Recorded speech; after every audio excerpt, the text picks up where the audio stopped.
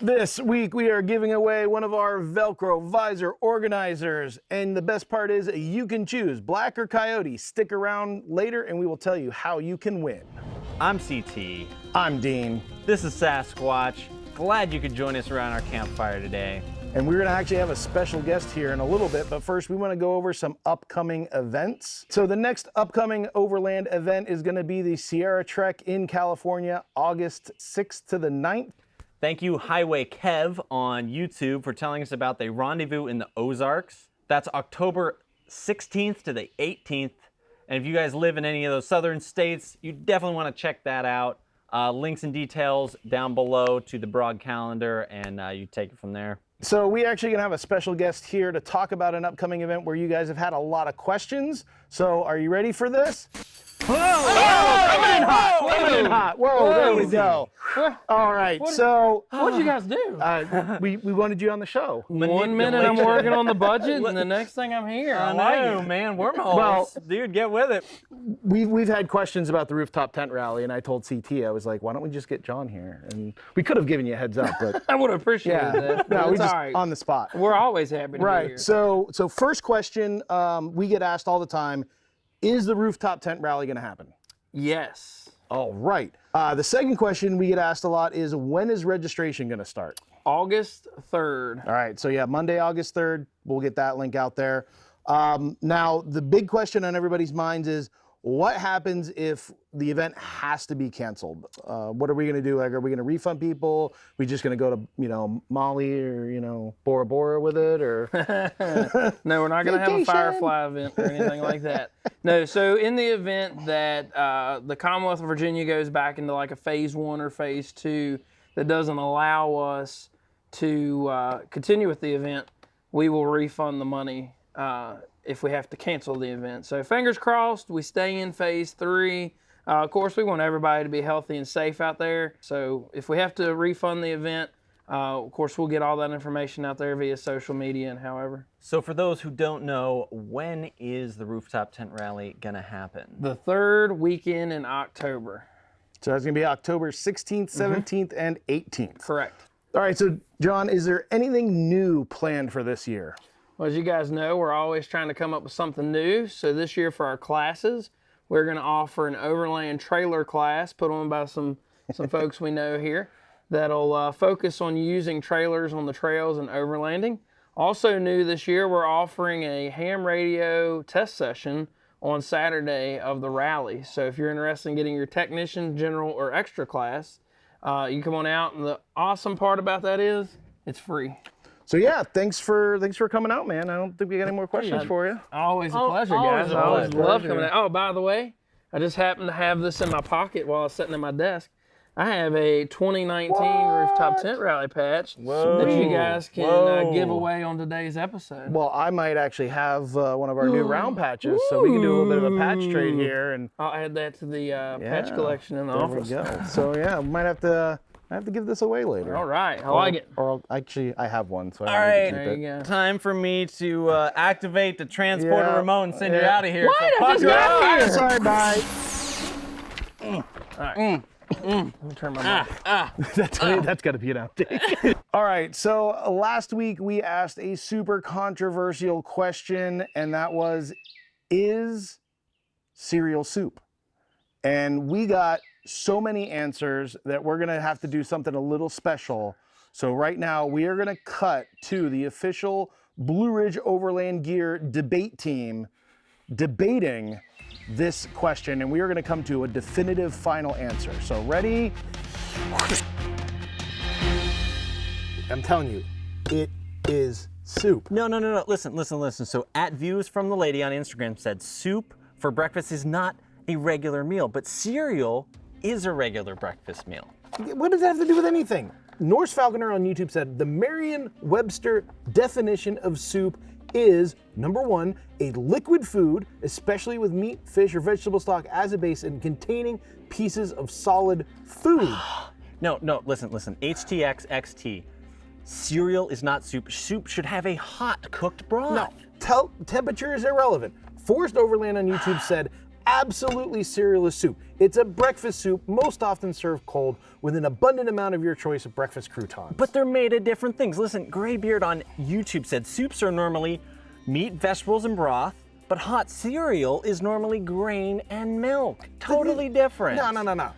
Outlook Overland on Instagram said cereal itself isn't what we're talking about. We're talking about the cereal in milk. Then it becomes soup, and really, soup is just any flavor of liquid with some random ingredients thrown in. Look, Brad Turner on YouTube said no. He said you have to add the cereal to the milk. If anything, the milk would be the soup. Again, you're splitting hairs, man. Let's Get Dirty Overlanding on Instagram said, if bananas and sugar and milk can be banana soup, then he has to argue with me on the side of cereal being able to identify as soup. I've never heard of banana soup, and I got one more for you. Yoda Arc on Instagram said, after sitting in the tree of knowledge with the squirrels. Oh, no, Sasquatch isn't taking your side. He's the mediator. Whatever. I have concluded cereal is not soup, plus the law just backed up my suspicion. Here's the article. Wait, Blam. that's cheating, man. You can't do that. I'm the editor. I can do whatever I want. And we're back. Woo-hoo! That was intense. Dude, I love that. I love the transporter, man. It makes life so easy. So we got one customer ride that we're going to show off, and that was submitted by Tom Boaz. Epic cool ride. We'll post a couple photos. Some cool, good old-fashioned American iron. Ladies and gentlemen, the moment you've all been waiting for. Giveaway! The weekly giveaway. So last week we gave away a blue utility pouch, and our lucky winner, chosen by the mathematician squirrel. Not me, the squirrel. Is HTXXT on Instagram. Congratulations. We will get that shipped out to you as soon as possible. So, CT, this week we're going to give away a visor panel, and we're going to let people choose. They can choose coyote, they can choose black, but they're also going to get not one patch, but two. So John gave us one of the 2019 Rooftop Tent Rally patches, so you'll get that patch. And then also, of course, the limited edition, almost unobtainium Brog summer patch. If you've got the other three, you can complete the set, all four. So we'll make sure to include those with whichever visor you choose. So CT, how are they going to win one of these visor panels?